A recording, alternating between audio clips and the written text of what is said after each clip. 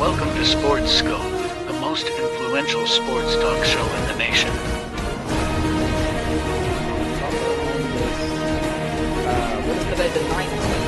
Stay tuned for updates and great sports content.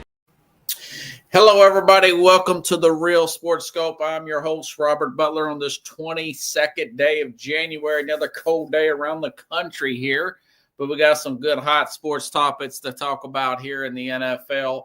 John Restano will be back 30 minutes be back on the program, 30 minutes past the hour. Going to talk about the national championship with him, get his thoughts on Ben Johnson to the Bears.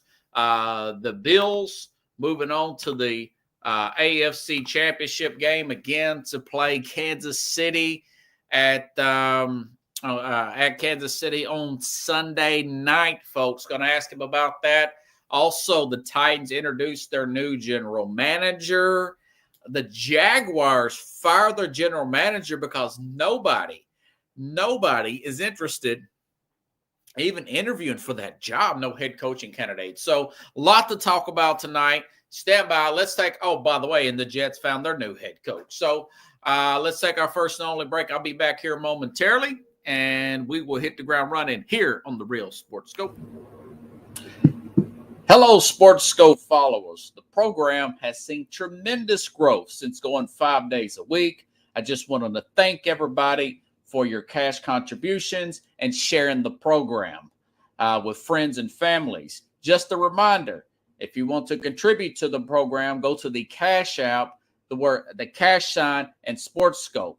There are other ways to contribute to the program listed at the bottom of the screen. If you want to advertise on the program, go to Sports, that is Sports with an S, another S, Scope, SKOPE, at gmail.com, just like it's listed at the bottom of the screen. Thank you and enjoy the program. I'm Mac, CEO of National Streaming Sports and host of the Mac and Jack Sports Show. You're watching the sharp-dressed man and the big story breaker, Robert Butler, on Sports Scope, Monday through Friday at 8 p.m. Eastern on National Streaming. Introducing National Streaming Sports, live and on-demand sports talk programming that you can access 24/7. For the premier sports talk experience, tap into our Roku channel. Start your mornings with Mac and Jack covering all the weekend sports action. Then pour a cup and enjoy all the sports you can drink on the Coffee and Sports podcast. At midday, talk sports from east to west on the Coast to Coast podcast. Followed at night by some hot girl talk with Prim and Proper Sports featuring Sonia Pearson. Talk boxing on the Gloved Fist. Yankee fans tune in for Start Spreading the News. And there's more on the College Sports Huddle and Sports Scope with Robert Butler. There are 20 podcasts in all and 70 weekly shows, giving us a 3.4-star viewer rating. To find us on Roku TV, search for National Streaming Sports on the Roku search bar. Click on the logo and you're in. National Streaming Sports, live and on-demand sports talk for America. All righty then. Great promo there by the folks at National Streaming Sports, Mac and Linda McGrath there. Okay.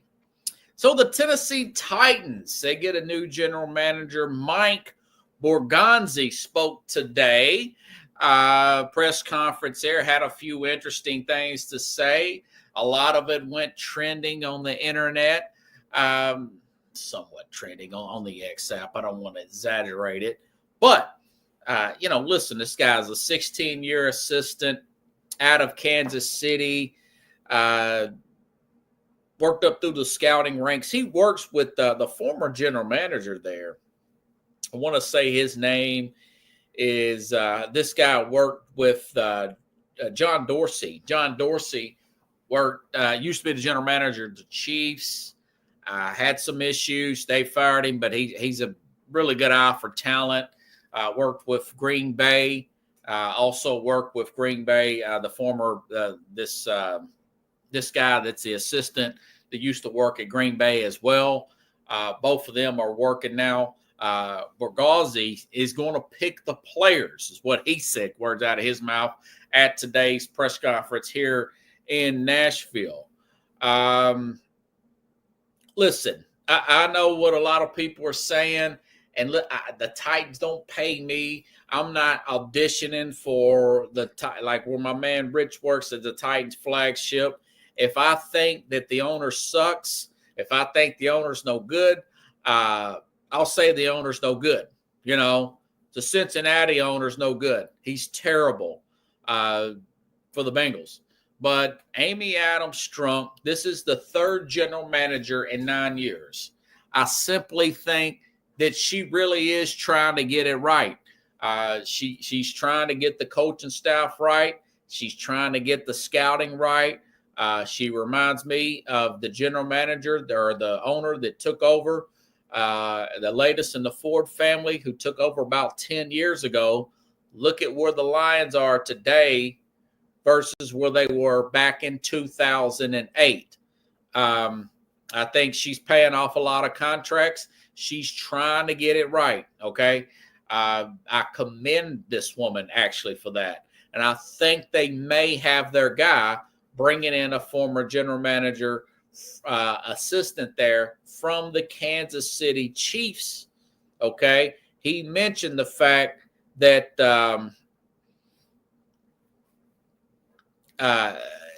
he everything's pretty much on the table is what he said today. He said, listen, there's a generational talent. We won't pass on a generational talent. And, of course, the NFL Network people rolled with that and assume, and rightfully so, I would agree, that maybe he's talking about drafting Travis Hunter over, knowing that Tennessee needs a quarterback, all right? In other words, he's not taking anything off the table. He also mentioned the fact that they've already – he was hired last week. The press conference was today. He also mentioned the fact that the phone has already started ringing about trading that number one pick. And this article I found here out of Fox Sports just reminded me back in 2016, the Titans had the number one pick when John Robinson first took over. They traded it 2 weeks before the draft to the LA Rams for a haul of netted a trio of all-pro tackle, a right tackle, Jack Conklin. They didn't re-sign because of his injury history, but he was great when he was here and not injured, but he was all-pro at one time. And, of course, Derrick Henry and safety Kevin Byard. That draft helped the Titans sting 6 straight winning seasons and, of course, the AFC Championship back in 2019. That was just 3 years after that draft. I don't think that would be the case here. Let's see how it plays out for the quarterback situation. Of course, they had the number one seed back in 2020, 2021, you know. And he mentioned the fact you can't pass on a generational talent, like I just mentioned. So my thing is that all things are on the table. I said this weeks ago, I would not draft Travis Hunter. He wouldn't be my first option. If I draft Travis Hunter, that tells me that these quarterbacks, Cam Ward, Schroeder Sanders, are simply not top 5 first-rated top quarterbacks, which tells me they're going to do something else. They're not going to go in next season with Will Levis. Brian Callahan would be foolish to do that, okay? They're not going to go in next season with Will Levis, which tells me they would, you know, obviously free agency and the start of the new year comes before the draft. That starts in March. They would probably look at maybe getting a Sam Darnold or somebody, for example. And then, you maybe go with Travis Hunter. If you cannot trade this, ideally, if they're really sold that Cam Ward is not the guy and he don't want to show any of his cards, he wants to get every option out there. I still say with the 26 draft and the 27 draft, if the ownership and the organization can be patient there, those picks could be money for Tennessee. Those could be money. You could potentially in 27 get Arch Manning next year. And this is just off the top of my head. There's always a player that comes up out of nowhere. Nico could possibly from Tennessee, University of Tennessee, could be a big-time prospect. And, of course, Arch Manning in 27 could be a prospect. I don't think Manning is going to go next year, although he could. I don't think he's going to go with just 1 year of starting. You really want 2 full years of starting.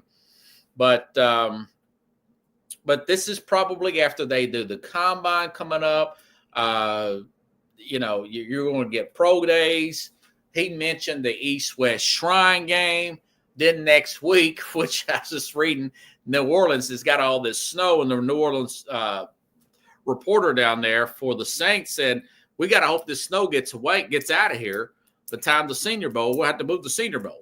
Well, that's in 2 weeks. New Orleans will probably warm up. All this snow will be gone the time's the Senior Bowl. So you got the Senior Bowl, you got the East-West Shrine. By the way, that apparently Rand Carthon didn't go to the Senior Bowl last year. So maybe some of that stuff was true, that this guy had work ethic issues, but this guy does not. And I do think that they've got a very good potential home run at general manager.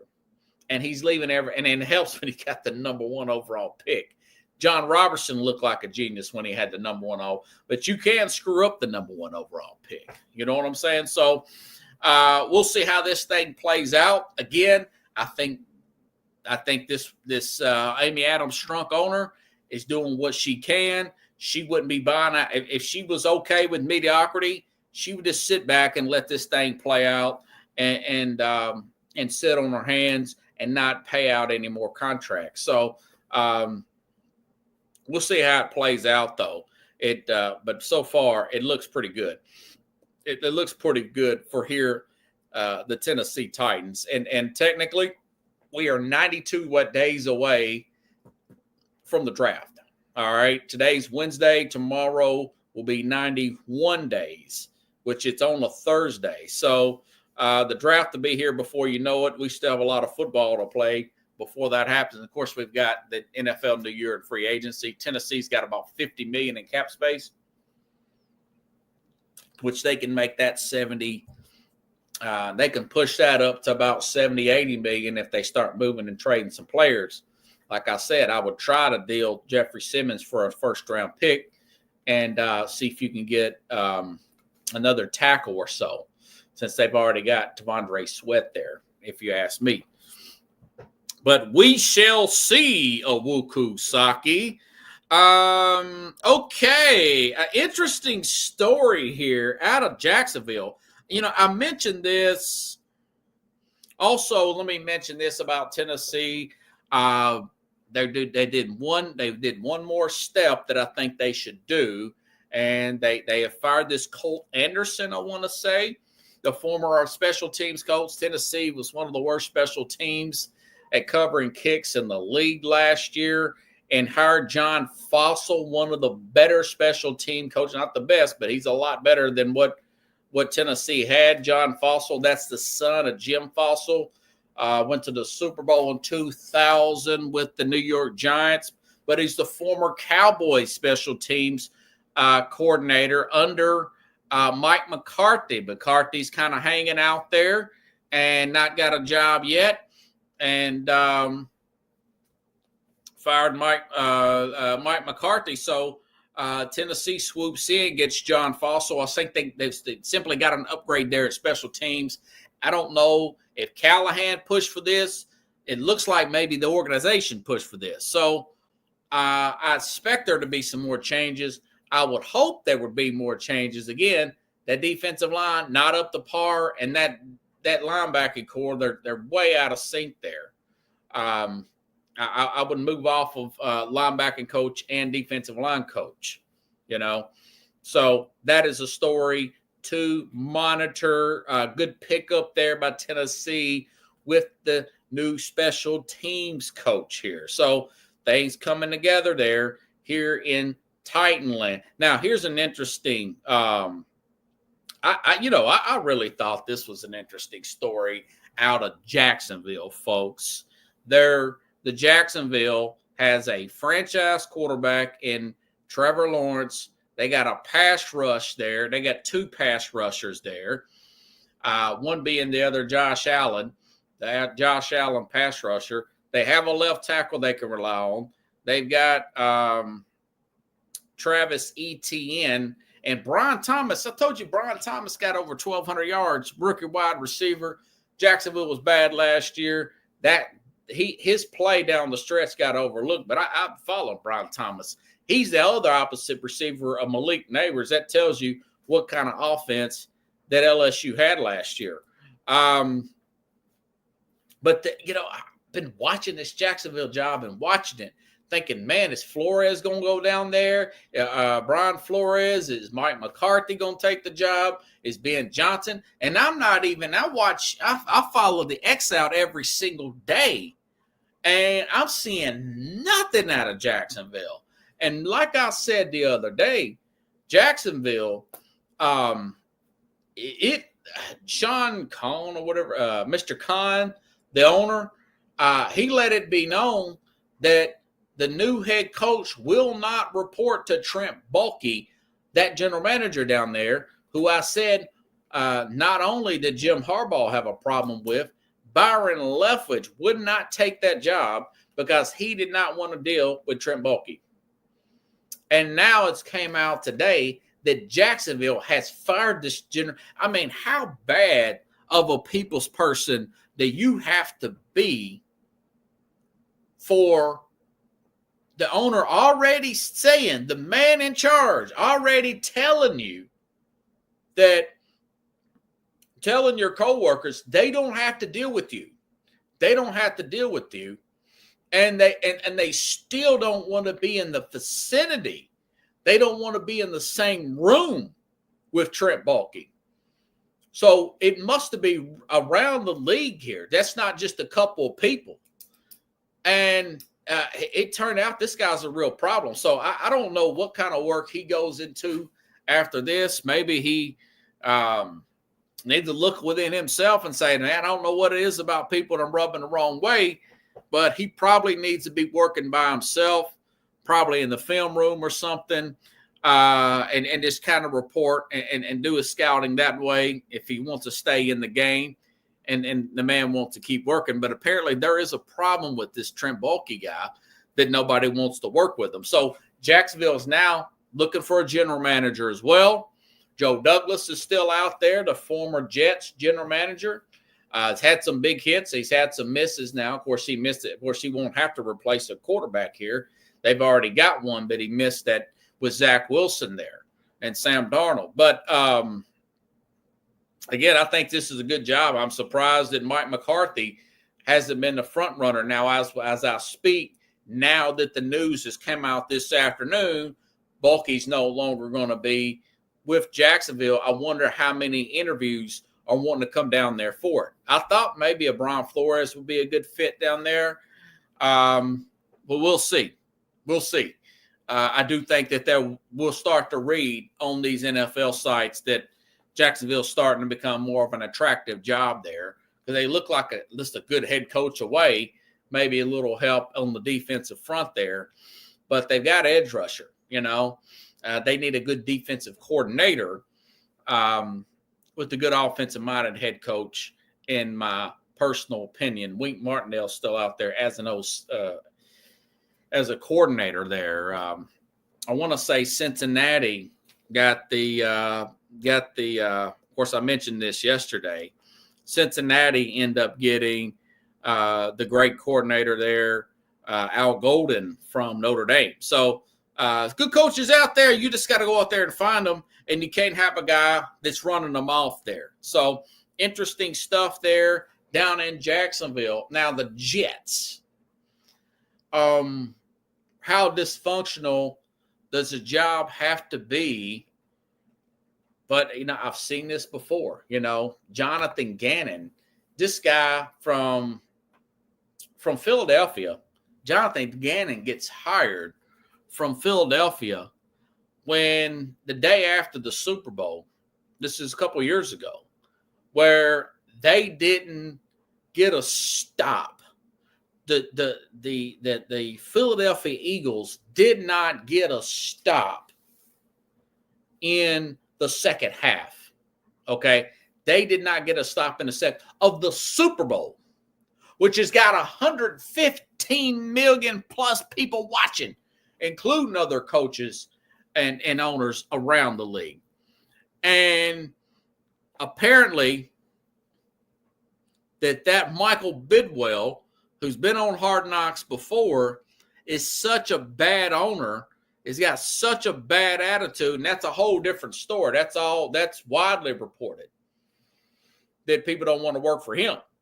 Kind of like the Trent Baalke situation, except he's the owner. He's where the buck stops, which means so they had to hire Jonathan Gannon because I don't think anybody else wanted the job over there in Arizona. I say all that because Aaron Glenn, at times, that did not look like a good defensive coordinator. He had a good game against Minnesota. He had a terrible game, obviously, and a lot of that was with turnovers, due to turnovers. And, there one pick six, you can't put that on him. But they still gave up 38 points, Detroit did, against Washington. And you can say, well, he had injuries and whatnot. Glenn, not overly impressed with Glenn. To be honest with you, he didn't dominate as a coordinator. I thought he was on the verge of getting fired at times. The defense did get better, but he's a former player there. It goes to show you what Bill Belichick said hurt Woody Johnson. Bill Belichick on the documentary says he didn't care for Woody Johnson. Then on the Monday, and I mentioned this last week, I think, with Keith Engel on Monday Night Football on the Manning cast, he says, basically, he called him an idiot. He says the guy does everything out of order, ready, fire, aim. You look at some of the necklaces and stuff, he does look kind of like a grown-up kid that inherited a lot of money in Woody Johnson. So I don't think it's a great job. I ranked it as one of my lower jobs. I didn't have it as low as the Saints job, but they got a decent roster there other than they need a quarterback to eventually come in after Rodgers. But hiring Aaron Glenn there, I felt like that was just a guy who coached there. I don't think it's a great hire, especially after the fact you just moved off of a defensive-minded head coach there in Robert Saleh. So the standards and expectations for Jets football has just been down, and nobody's really pushing back. The other sports commentators I noticed, opinion hosts like me, not a lot of pushback there because I think that they realize, like your Colin Cowards of the world, that Aaron Glenn may be all is what Woody Johnson can get as a head coach. It's kind of like that Dallas job. Brian Schottenheimer, unimpressive, non-really hands-off offensive coordinator. That is, dad was a overly conservative. He's good at times in the playoffs. Overly conservative dad, and Marty Schottenheimer. He's being interviewed for the Cowboy job. They've got cap issues. Jerry's mule-headed. It's kind of like that with Woody Johnson. It's kind of like that with the Jets situation there. I'm just surprised that they would not go offensive. They end up going defensive. They may have just been going with somebody who just wanted to coach there.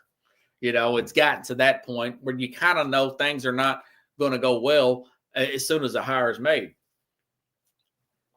Now, that being said, I said the same thing about Mike Vrabel. I wasn't really in love with Vrabel when the Titans brought him in. I accepted it when he brought him in. Of course, when he came here, I thought, okay, this guy's pretty good. Maybe they can do something, But I said it also about the D'Amico Ryans being a defensive-minded head coach.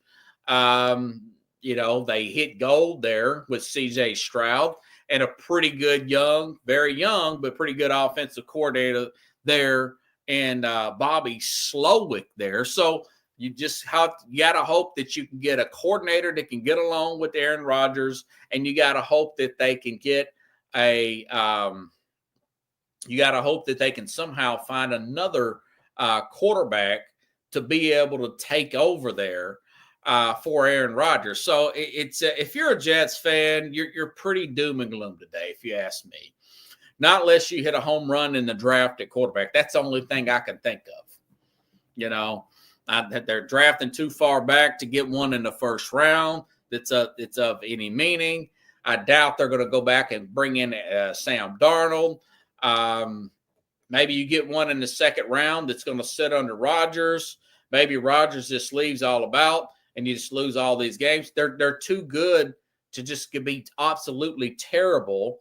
But I don't know if they're good enough and young enough to actually compete. So they're between a rock and a hard place. So if you're a Buffalo Bills fan, you're in pretty good mood today. And if you're a Patriots fan, you're in a good mood today. And Miami, I expect possibly a decision by next year to be done on Mike McDaniel if they don't win. And quite frankly, I don't think they're going to do anything either. So it is what it is. If you're a fan of the rest of the league, the NFC, AFC East is, other than the Bills, may be considered the AFC least, at least for one more year. And on that note, I've been wanting to talk some college football and some NFL with John Rostano backstage from Spitball and Sports. He's got to be on cloud nine. He's had a birthday the other day, and his Buckeyes have won a national championship, and this Bears got a new coach here. John Rostano, everybody, if I could find the crowd here. Hey, John, how you doing, buddy? Good. How are you, man? Man, it's good to have you back on. I wanted to talk to you after everything had went down with Ohio State winning the national championship. What are your thoughts on the game itself? Looked like it was getting a little tight there at the end. Yeah, they kind of did that against Texas too, I thought, right? They let the pedal off the metal, I guess, a little bit, and they I don't know. It was weird, right? I mean, I don't even know how to explain it. I mean, I don't know what Notre Dame was doing. Why did they go for that field goal and not go for it? That was odd, that whole situation. I don't, I got to give Ryan Day credit. I don't know how many times I've been on your show, on my own show, complaining. I will say this, that loss to Michigan felt like a death blow. I mean, it felt like that was it. He did rein it all in. He did get those guys believing because things were tough there. I mean, think about all the nonsense that went on. They got pepper sprayed. Everything happened. And they... Oh, yeah, you're right. Yeah. There was a big fight there in the middle of the field there with the logo thing and all that.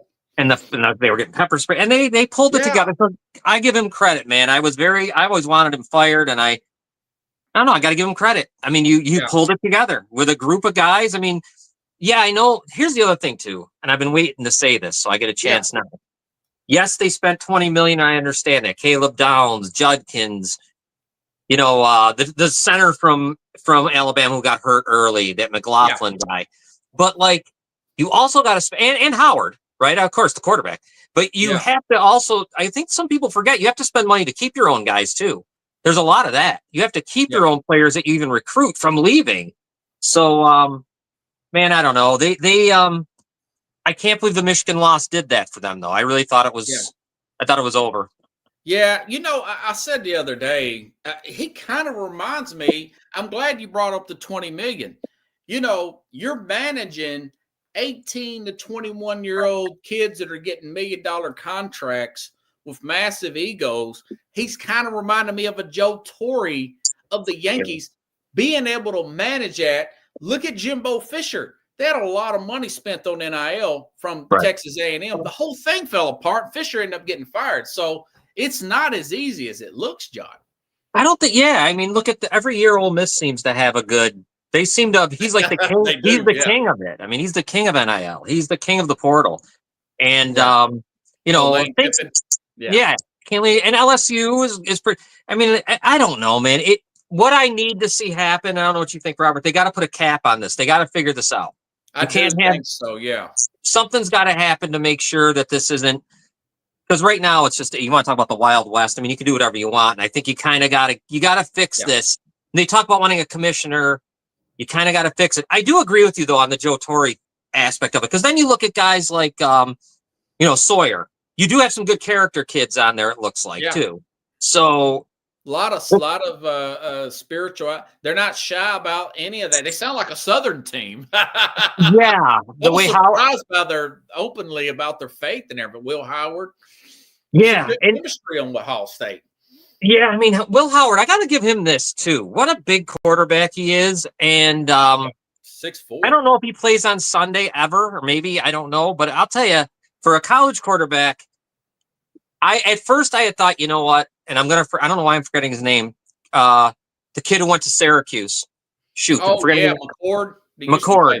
Yeah. I was thinking, okay, with McCord, you know, all right, maybe they wouldn't really do nothing. I think Howard was better than McCord, though. I will say, a couple times on your show, I said it. I don't know if really that was really better legs. He can run, man. Howard can run. Yeah, bigger kid and everything else. But look, I'm stunned. I'm glad. I mean, people like to say they didn't deserve to be there because they lost to Michigan. I don't know, man. Maybe they're right. Maybe in the old days they definitely wouldn't have been there. The BCS, they would have been done. Yeah, they'd have been done. So it's better now, Robert, but there's some things that we got to fix because I think you want to be able to get this a little more competitive still because you still don't want it to only be SEC and some Big Ten. Right. You know what I mean? And right now it's some Big Ten and pretty much almost all the SEC is still, that's true, man. The guys. And I hope that they do something sooner than later. Nick Saban said the other day that I'll take an NFL job before I go back to college, and he was pretty blunt about it, man. And I don't blame him. I can see why. Yeah, because what you said, we're dealing with a 18, and these kids are coming already with big egos, right? If you're going to play for Ohio State or Alabama or these big schools, you've come from a place where you're the guy, even in high school, probably in junior high school, you're always the biggest guy in your school and maybe in your city or your county. Right. So you're already dealing with that. And then you're going to have to come up with $8 million to keep them. And I mean, it's complicated, man. You got a monster. Now, I will say this one thing that's good though. If you're a good leader, and this goes back to some really like talking like back to like guys like Saban. Yeah. If you're a real good leader and you're a good teacher and you're a good, you can create boys into men type thing. You can you might be able to save the NFL with them already having the experience with the money. They learn how to use the money. And then by the time they get drafted, it isn't like such a big blast of, you know what I mean? Maybe there's a way to make a good thing out of something that I thought was bad. That's true. Sort of. Yeah, that's true. Yeah. Get them more. And also, John, you keep them in college a year longer. Look at what we got going on with Washington and Jaden Daniels. Jaden Daniels, he's 24 years old, man. And look at him. Yeah. And you got the guy, Carson Beck, is transferring. He could have went to the NFL. Good for him, too, I think, for Carson Beck. I think he did need another. He did, because this didn't end well. This just wasn't the way you wanted it. And I thought, and I guess I was way off. There was points where I was saying, I think he's the best quarterback in the country. I think he might be like he was considered the first overall pick. Yeah, and I thought he's more ready. I'm glad he stayed. I thought Quinn Ewers would stay. I was kind of surprised that he didn't. Yeah. You know, and there was some teams, I think Alabama, Ohio State, and they're offering. It was the $8 million, I think, to Quinn. So he probably should have stayed, John. I'm staying if I'm these guys. I'm not leaving yet because Quinn Ewers or whatever would have made more than Jaden Daniels, or Bo Nix, whatever, at this point where they're at. Is another one played several years. They're using grad transfers and all, and I'm okay with that. I like it. I like it. And that's interesting now because maybe that's why we don't need to have, like we like to see, like we did in the past. Steve Young sat under Joe Montana for so many years. This guy, I guess we don't need to. Maybe we don't need to anymore because they're 24 years old already. So right. And let me ask you this: you mentioned them losing to Michigan. Look how they dominated Tennessee. They handled Texas and Notre Dame. How good was Michigan's defense with that Graham? Was it Mason Graham? There's another guy. I think his name is also Will Howard or something. That cornerback for Michigan. They're supposed to be top 10 picks, and John, they might really be as talent-wise top 10 picks from the way they played with Ohio State with no offensive players. I know. I still say this. There's one part of that game and maybe some of the people out there didn't see the whole game. It's in the first quarter where Will Howard gets dinged up pretty good. He stays on the. He stays on the ground. Yeah, that's true. And I thought he had a concussion because there's no way, by the way he looked, the way he stood up. Yeah. I thought it was done because I kept saying, okay, Devin Brown's coming in, number 33. We'll see what happens. Yeah. I almost think they'd have been better off with Devin Brown because I'm going to tell you, I still believe, and they'd never admit this, of course, that there was something wrong there because they just stopped completely playing offense like they had all year. They were inside the game plan. They wouldn't pass and set up the run no more. They were inside the 15-yard line twice and could not do anything at all. He couldn't run no more. I don't know. It was the weirdest game. I would love to talk to. Actually, I guess Chip Kelly would be the one. I'd love to know what happened there because it makes no sense. Look how bad they beat Oregon. Holy cow. They destroyed them, man. After it was over, I thought it was a misprint or something was wrong on my screen. I'm like, no, this can't be like 31-0 in the second quarter, man. God. Yeah, what's up with Michigan? Oregon beat them early this year. And I wasn't a big fan of the Michigan head coach. I thought for sure I wasn't at all. Sharon Moore, it's just total disaster. But what now are they they've doing? got NIL money and stuff. And and I guess he'll be there, obviously. I mean, of course, Harbaugh whenever these guys get up and leave in college, that's another thing. Those head coaches have to honor their contract. I don't think they should be allowed out. Man. They can't leave because once they leave, all the kids got to go with them, right? I mean, they're gonna. Right. Someone's not gonna want to go. Left anyways, you know. Yeah. So I mean, perfect timing, really. Won a championship, We got to fix the thing a little bit. I don't know if I want to add extra teams. I don't know if I want to go to. I don't like it. I don't like it either, John. 16. I mean, a lot of those games weren't as good as I thought they would be. I mean, that Boise State game with Penn State. Oh, give me a break. There was no reason for that team to be. This is my other. There's no way that winning a conference should equal your seeding, right? Like in college basketball, if Niagara University Purple Eagles win the MAC, yes, they're guaranteed a spot in the March Madness, but they're not. No, they're guaranteed a 15 or 16. That's what I think to do with Boise. Boise and Arizona State should be 11 and 12 in my mind. Right, and those top 4 seeds with bye weeks, they shouldn't have to play at a neutral site. They should play at home. Yes, and no more with conference finals. I'm done with it. No more conference championships. Oh man, I love the conference. I don't know. I do too, but they got to meet. You got to make them mean. Like Notre Dame. That's true. They just don't play one. So Notre Dame doesn't have to, because then you bitch, people will complain about, they lost and you're going to reward a loser. But Penn State lost. So I'm going to reward a loser. But how am I rewarding someone who doesn't even have to play in one? Yeah. You know what I mean? So I don't like that. That's interesting. I'll say this, though. The fact that they beat Georgia, and then they turn around and beat Penn State, and they looked like they were coming back. They had a second gear against Ohio State. Man, they got to have one well of a strength and conditioning coach up there at Notre Dame. The guy's name is Lawrence something. And I thought, man, if I'm Tennessee, I would pay that guy double what he's making and get him to come down here. Right. Well, did you see what I think Plaxico Burress' son is on his way there, and so is Jerome Bettis' son. Man, that's we're getting older. I know we are. Yeah, it seemed like it was just yesterday they were playing, man. So think about them. I got to assume I have yet to see all these kids are always good. Their fathers played, and we always see them on Sunday. Wow. So I think Notre Dame is probably they're going to be better next year. I do like their head coach.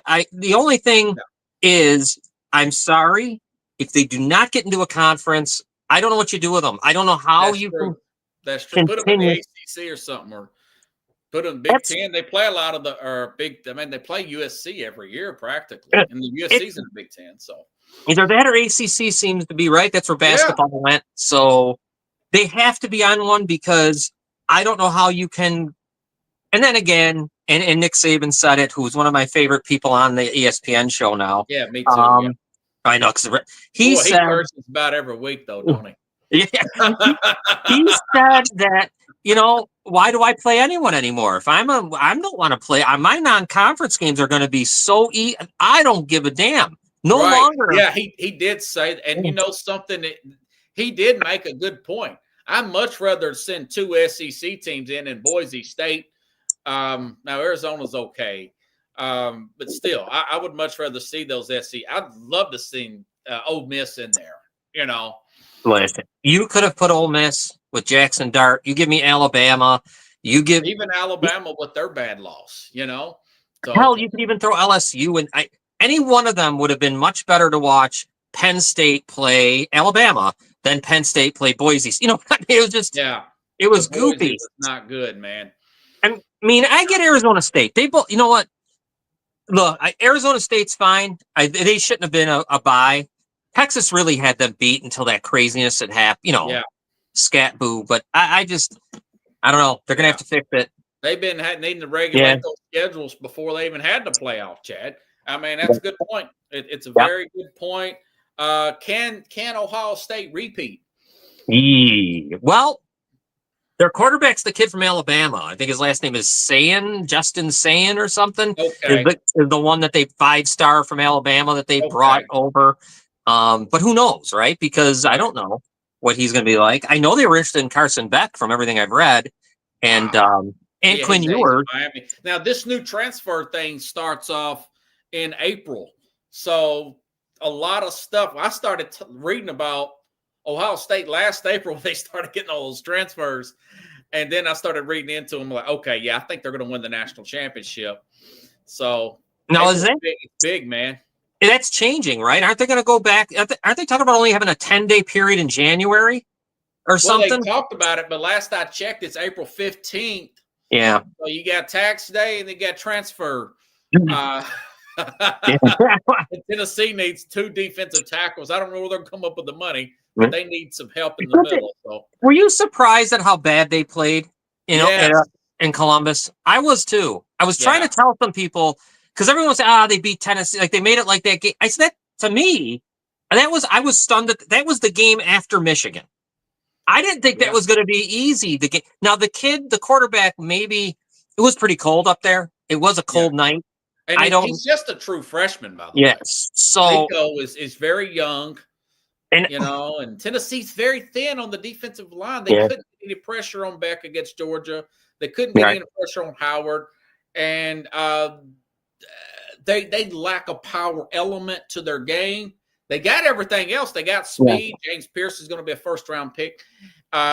Tennessee's got some great players, but they're not deep enough, and they got to get thicker in the inside there, like a Michigan has, like a Jalen Carter used to play for Georgia. Now he's with the Eagles. So that's their problem. They couldn't get any pressure up the middle, and you guys did a really good job blocking them, and that thing was over with midway through the second quarter. I stopped watching it. Yeah.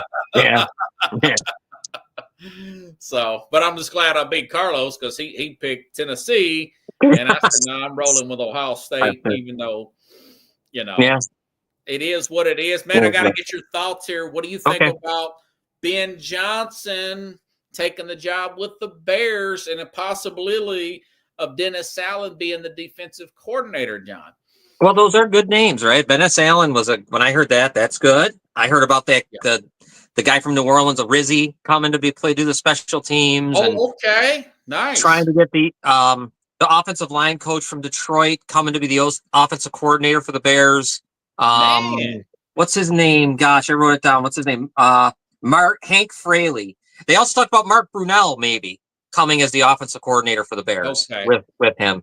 Look, Ben Johnson, it's funny. I've had it with the Bears and their coordinators, right? They've had them, Tressman, Nagy, on and on, Eberflus. That's true. So with this guy, I was at one point I wanted Mike McCarthy. I'm like, you know what? Screw it. I don't even want this guy. I thought that they probably should have went with. So now Ben Johnson comes, right? And everyone. So I'm listening to everything. Old Olin Kreutz from the Bears. I like what he talks about. He's pretty good. And he's talking about, about Johnson. And it sounds great. I mean, the details, the whole thing. Here's what I like about him. This is his plus for me. Eberflus did not want Cliff Kingsbury on his he didn't want him. He did not want him. And from what I've been reading out of the security thing, why? Yeah, insecure because he's another coach. He knew he could be replaced. Ben Johnson doesn't seem to care because he's bringing Dennis Allen with him. So, or thinking about it. So I feel like he's very secure. You know, the Bears had some work to do, right? They got $70 million and they got some draft, but their center and their two guards are really bad. You look at what they had in Detroit, though. You know, they had Ragnow, offensive line there, really good. So things change, right? I mean, I don't know how. I just wonder what, and they're smart, right? They know what they're doing, but it just makes you wonder. This is where I don't know what to do with coordinators because, okay, yes, in Detroit, everything was pretty good. You know what I mean? Everything, but it wasn't always good. I know it 2.5 years ago, it wasn't great. Right. But he's coming into a place that, do we really know? Sadly, again, the Bears don't know. And I hate to say this. Maybe I'm wrong. You could tell me. Yeah. I don't know if I really know what Caleb Williams is yet. I still don't know. I think I know. But do I know like Washington knows about Jaden Daniels, like Denver feels about Bo Nix? Right. No. I don't know that yet with him. I'm not sure. He got sacked 70 times. But, half of them were probably his fault, too. Because he held on to the ball and he always wanted to go off script almost every other play. So, I mean, I don't know. But again, the Bears don't know that. But I think the hire's good. I mean, I am so beaten down being a Bears fan with coordinators because they always feel like you want the leader of men that everyone's saying. And I know the Bears need that because they're out of control a little bit. Maybe he is. I don't know. Caleb Williams was very excited. He was on a podcast with Amon St. Brown, and he was he was saying what he wanted, basically saying it. Yeah. And Amon St. Brown was saying, no, he's not going. It was a funny thing. But look, he's got him now. Caleb has him. Yeah. Here's what you do. And I heard this on one of the radio stations in Chicago. I can't remember who said it, but here's what I agreed with them. Now get rid of all the people that are your private coaches. Get rid of all your private handling. Get rid of everybody and just listen to Ben Johnson. Don't worry about. He'll be calling the plays, John? Ben? Yeah. I'm guessing he does to start. It reminds me of what happens up here in Buffalo with McDermott. He finally gave up the defensive calls, but for a long time he was doing it. I think Johnson I can't imagine he comes and puts his reputation out there and not, be the one who's really calling it. Big thing will be quarterbacks coach and that offensive line situation. The Bears have been criticized about their offensive line. All their coaching staff was criticized, the whole damn thing. Yeah. So here, I'll give you that. The better offensive lines have come from teams with offensive-minded head coach, according to these Pro Football Focus rankings. So you just got to Eberflus he really dropped the ball. I'm surprised they kept him. Like you said, they could have went after Harbaugh last year. The McCaskies, I complain about the ownership all the time. I'll give them this. They got the guy that everyone wanted. The Raiders wanted him. Everybody wanted him. They spent the $13 million to bring him in. All right, good for them. I mean, maybe if they bring in Allen, like you said, Kevin Warren looks to be somebody that has been able to get the McCaskies to, because you know what, a McCaskey hire in the past, if it wasn't the second or third choice coordinator, it would have been Ron Rivera, or it would have been possibly. That would have been terrible. At least you're not the Jets getting Aaron Glenn. Yeah, I know. And Pete Carroll wanted it so bad. I almost felt sorry for Pete Carroll. He thought it would be okay for Pete Carroll. And I said, no, Pete, you need an offensive-minded guy. I think if he brings in Dennis Allen, like Sean McVay years ago when he first started there, very young guy, hired Wade Phillips, everything changed for the Rams on both sides of the football. With that 10th overall pick, you can plug a right tackle or left tackle in there. With either the guy from LSU will probably be available or the one from Texas. Yeah. I say if they get Brown as a defensive coordinator and if they get that tackle, I think they'll make the playoffs next year. I really do. I think they're that good defensively, man. And look at all those players on offense. Yeah. I looked at Ryan Poles. This is a big year for him because, it is. again, All that I money, don't. you still got a lot of money too, $70 million to spend. Now, Ben Johnson, I think, from all reports, he didn't come to Chicago to not be a part of all that. Like, he's going to be a part of who comes here and who doesn't, as far as, even definitely free agents, probably draft wise. And I hope so, because one thing he has proven is he knows the offensive line has to be good. And he knows you have to run the ball too and do play action. Now, Caleb Williams is terrible under center. When he's under center, he looks absolutely awkward. Somehow you got to fix that a little bit. And I'm sure you can. That's why I'm saying Caleb Williams needs to get rid of all the people around him. No more private coaches. No more, this is my guy from here, this guy from there. Just go with Ben. He needs to humble himself. Yeah, that's true. Yeah. And get with Ben Johnson and only do what he wants you to do, which I'm not saying. I just think there was no respect. Eberflus wasn't that, and look at the coordinators they had. I mean, it was a circus. They got this close. They have one more chance to make it right, before we end up saying, oh, my God, we're on the 5th-year option already. What do we do? Because we don't know what to do. So you can't have that again. Yeah, I mean, Detroit could take a step back, possibly Green Bay, or maybe not Green Bay, but maybe Minnesota. I don't know. They're on the come up, man. I mean, you saw how close a lot of those games were. Yeah. know? Well, you wonder if they didn't do what they did against the Commanders. Who knows? If they could have won that game, they're 5-2 going to Arizona. Instead, they're going to Arizona 4-3, and Arizona just killed them. And then the Patriots killed them.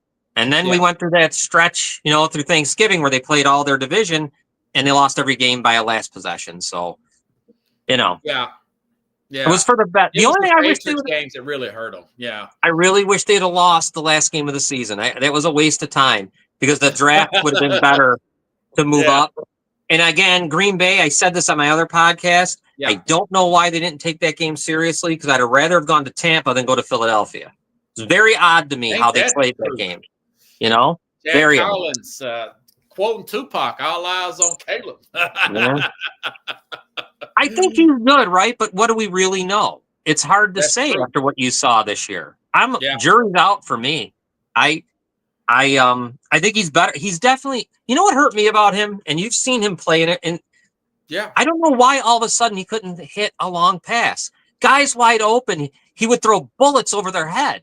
Like, it was really weird. You got Rome Odunze with those long arms, Not until the last game of the season did he finally throw one up for Odunze to go catch, and he did. Just like you would figure, toss it up there and let him get it. Before, he was throwing bullets over these guys' heads, and that was kind of disconcerting to me. I wasn't sure what that was all about, but I think it was, honestly, he was a little bit happy, like punch drunk, like the hits and the stuff and the running. I think a lot of him going off script was because, too, when I'd watch those, like I told you before, I watched the footage after the game where you see the whole field, and Keenan Allen's covered. I mean, look, he's not doing anything. He really shouldn't be on the Bears next year. If they want to take another step, he's a wasted 4th-round pick. Although he had some moments last year. Nah, he. You got Odunze, you're fine. The moment I remember is when he refused to block. That was like Chase Claypool to me. Is that when he did? There was a play coming. He went like this. He didn't block anyone. He just stood there. He did what Claypool did. And I'm like, oh my God, you're really childish. Yeah. That was another drop by Poles. Man, I got to ask you, what do you think about the Bills-Ravens game? I mean, what a great game, man. Almost perfect game they played against the Ravens. I don't understand why the Bills were the underdog in that game to start with. That was really weird. First time the Bills ever since 1960 whatever were at a playoff game home on underdog. So I don't know why the Ravens. Maybe they used that for motivation. Think about it though. They did. Ravens had 3 turnovers and it was a 2-point game. There was Tyron Johnson. Because on my Bills show that I do, we get the guy who covers the Bills for the Niners. Yeah, that guy's good. Yeah. He comes and he was telling me about how he was talking with Tyron Johnson and I can't remember Lewis, the other defensive back, and he brought it up to them and they pretty much said, yeah, it is something. We'll see, is pretty much what they were saying. So they were aware that they were what they were. I don't know why they were, because it made no sense to me. The Bills let off the gas, though. They got to be careful. I don't know why they did that in the second half. They came out. I figured it was 21-10. They got the ball and they would have tried to score. Instead, they were doing weird, like tight end screens and stuff that they gave them a chance. Mm-hmm. Obviously, you saw it at the end to come back and win overtime. And Lamar, by the way, there's playoff Lamar that just isn't good. He's just not. I'm sorry. I think he's like Peyton Manning. He declenches too much, man. And if you look at Manning didn't get his first playoff win to year 5, John. Right. Remember that Chad Pennington game with Peyton Manning? Yes. Where the Jets just beat the crap 41-0. Yeah. He's a lot like Manning. He loves football.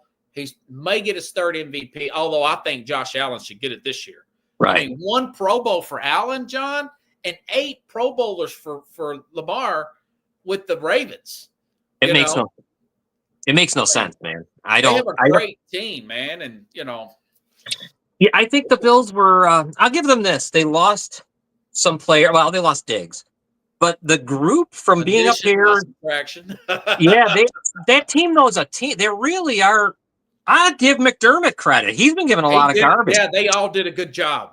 Joe Brady, that was a masterpiece running the ball on that. I have so much respect for the Ravens. Their run defense is so good. It's like 13, 14 yards better than Minnesota, which is 2nd run defense in the league. It's like running against a brick wall, man. You have to run at angles where they who was it? Cook and Ray Davis. There was perfectly timed draw plays there. It was a very well-coached game. They only had 1 penalty, and that was questionable. Yeah, and that one wasn't even a hold. Yeah, I saw that one. It wasn't even a hold against Deion Dawkins. But, I mean, they are it would not surprise. Actually, I believe they're going to win this week. I think they're going to go to. I think this is the time. I'm leaning them. Is there any injuries of concern on the defense? Because remember, this time last year they had a ton of injuries. Yeah, and they still almost beat Kansas City. Yeah, no Milano, no Bernard. Because last year they had AJ Klein who came in off the couch. That's who it was. Got him off the couch. Yeah, and I mean, they really. I mean, all the games, they're 0-3 against them in the playoffs, but every one of them was the 13 seconds, a missed field goal, 27-20, all that stuff. Oh, nail biters. If they don't win, I'll be surprised. I got to say, I'd be surprised. I feel like it's just, if they don't win, I think it's going to be this would be a heck of a kick in the gut to them, because I think I mean, I hate to say they're the better team, because honestly, I thought they were the better team over Baltimore as I looked at it. I mean, I know Baltimore has the name and maybe some more players in different spots, but team-wise. I thought Baltimore beat them.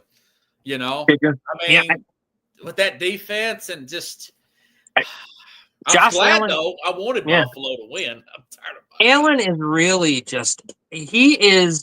I don't know how a guy like him could be underrated, but when you think about what you're looking at with him, he only's been sacked 14 times, but a lot of that's because of him. You can't not.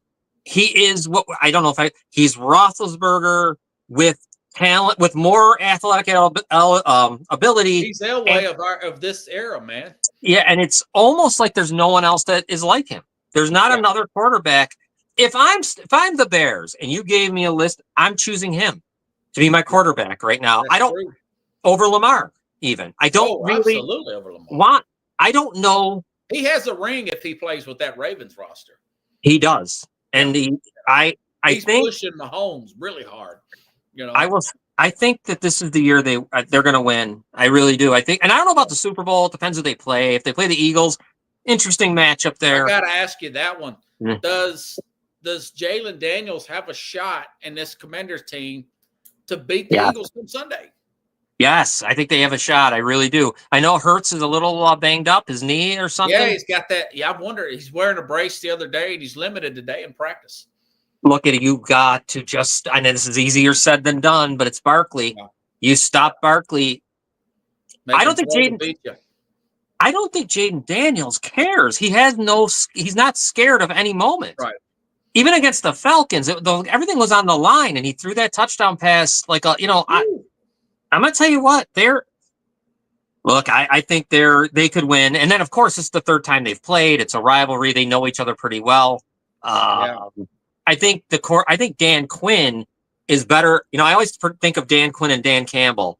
I think Dan Quinn I think Dan Quinn, I like the stuff he does when he does it, where Dan Campbell, I think like it's a little more goofy. I think Quinn, I don't know, and I can't believe I'm saying this because I didn't like Quinn in Atlanta, but I like what's going on there. I mean, how is Jaden Daniels? I mean, you know what it's like. This guy, he's beyond CJ Stroud in my mind. I mean, this kid. He is. Yes.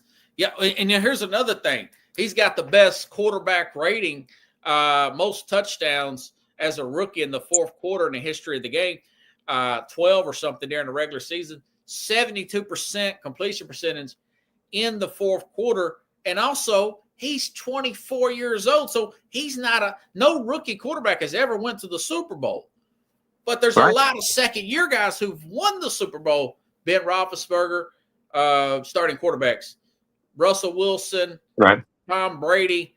Those guys are around 24 years old. So age-wise, this is not a big deal to him. It's just the fact that it's his first year in the league. I would love to see them beat the Eagles. I picked up this woman that's making balloons for the Eagles. She's real arrogant today, working Uber on the way home. And I thought, man, I would love to see them beat the Eagles. Although if the Eagles get back to the Super Bowl, I have Jamie Pags, Philly sports guy. Hopefully he won't hear this, but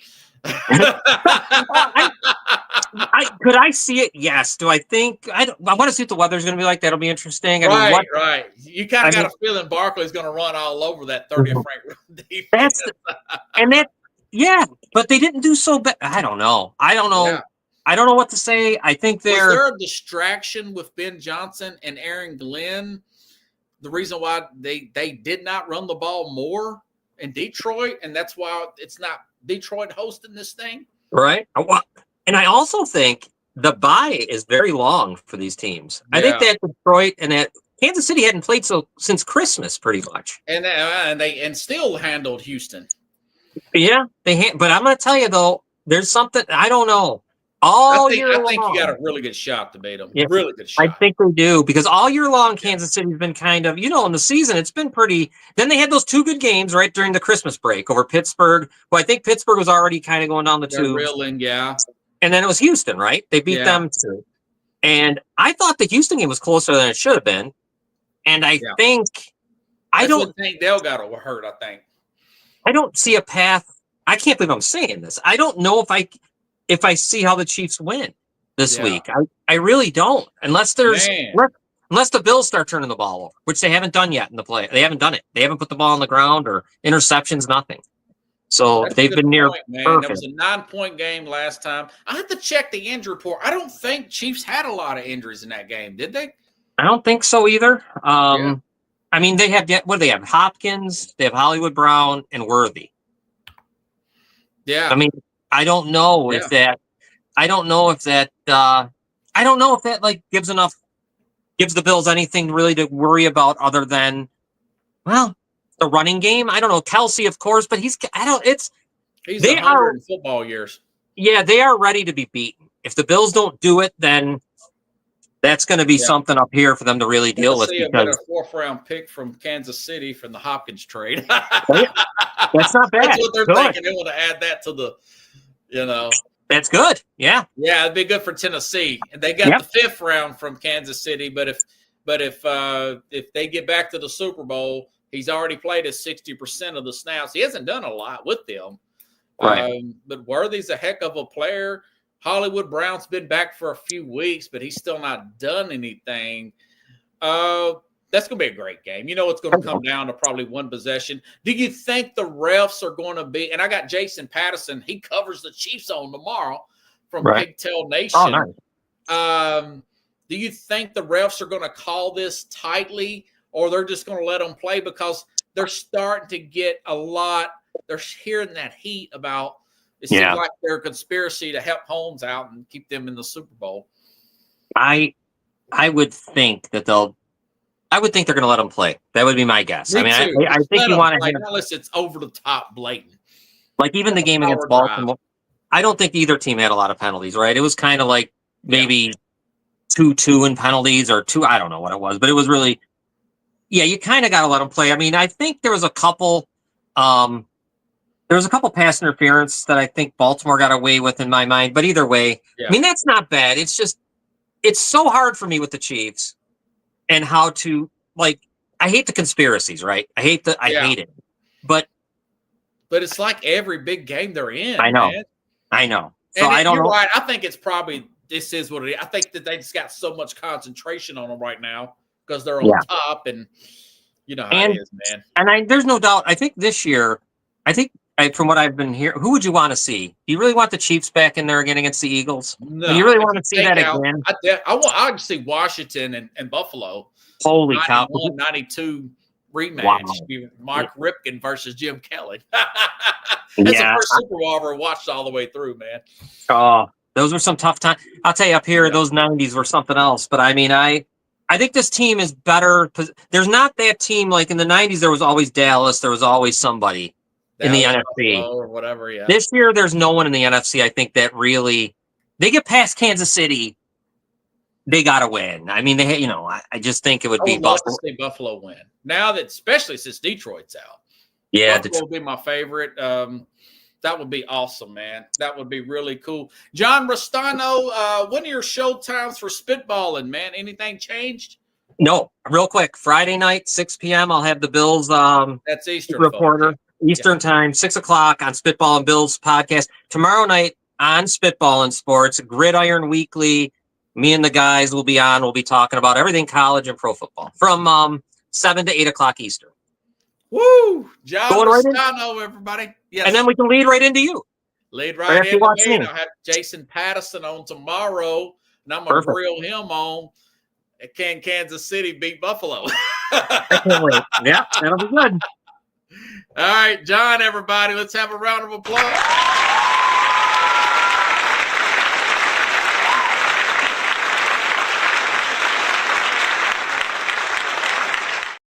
I'm going to be back tomorrow with Jason Patterson, like you heard. Have a good night, everybody. Also, if you like the show, please share the show. Thank you.